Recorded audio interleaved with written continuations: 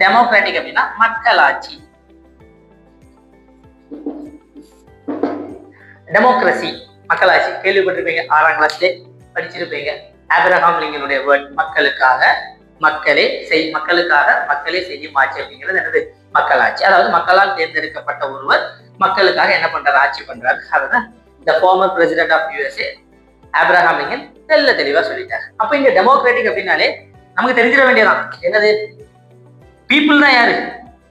மோர் power. Okay, பீப்புளுக்கு அதிகமான அதிகாரம் எங்க கொடுக்கப்பட்டிருக்கு அப்படின்னா அந்த நாடை வந்து டெமோக்ராட்டிக்னு சொல்லுவாங்க. அப்படி என்ன அதிகாரம் கொடுத்துருக்காங்க பீப்புளுக்கு? சொல்லுங்க பாப்போம். ஓட். 5 வருஷத்துக்கு ஒரு தடவை ஓட்டு போடுறீங்களா இல்லையா? அதுதான் என்னது?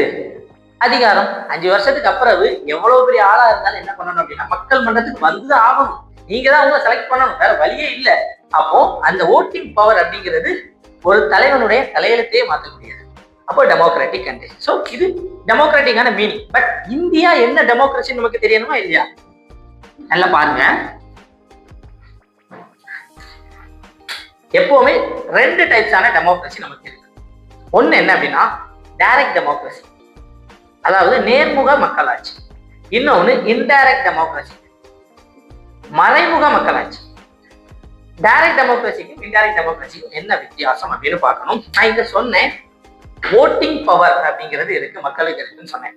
மக்கள் தான் தங்களுடைய தலைவரை தேர்ந்தெடுக்கிறாங்க அப்படிங்கிறத சொன்னேன். அதை வச்சு இந்தியா டைரக்ட் டெமோக்ரஸியா இன்டைரக்ட் டெமோக்ரஸியா அப்படின்னு நம்ம என்ன பண்ணக்கூடாது அப்படின்னா பார்க்கக்கூடாது.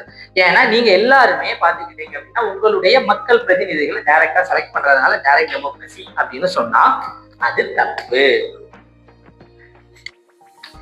அந்த டைரக்ட் டெமோக்ரஸிக்கான டெஃபனிஷன் என்ன அப்படிங்கிறத நான் சொல்றேன் பாருங்க. நம்ம நாட்டுல உங்க எல்லாத்துக்குமே தெரியும், சட்டம் இயற்றக்கூடிய அமைப்பு அப்படிங்கிறது நாடாளுமன்றம். இந்த நாடாளுமன்றத்துல பாத்துக்கிட்டீங்க அப்படின்னா ஒரு இப்ப நம்ம இந்தியாவை வச்சு சொல்லுவோம். இந்தியாவுல 545 நாடாளுமன்ற உறுப்பினர்கள் இருக்காங்க. இவங்க என்ன பண்றாங்க அப்படின்னா ஒரு சட்டத்தை மக்களுக்காக கொண்டு வர்றாங்க. கொண்டு வந்ததுக்கு அப்புறம் இவங்க என்ன பண்றாங்க அப்படின்னா இந்த சட்டத்தை பாஸ் பண்றாங்க. பாஸ் பண்ண உடனே இது குடியரசுத் தலைவருடைய சிக்னேச்சரை வாங்கிடுச்சு அப்படின்னா இது சட்டமா பாஸ் ஆயிடும்.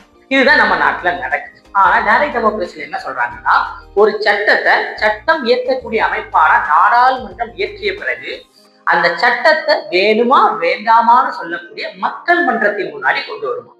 கொண்டு வந்ததுக்கு பிறகு ரெஃபரண்டம் அப்படின்னு சொல்லக்கூடிய பொது வாக்கெடுப்பு நடத்தப்படுது. அந்த பொது வாக்கெடுப்புல மக்கள் இந்த சட்டத்துக்கு மேல வேணுமா வேண்டாமா அப்படின்னு முடிவெடுக்கணும். வேணும்னா வேணும்,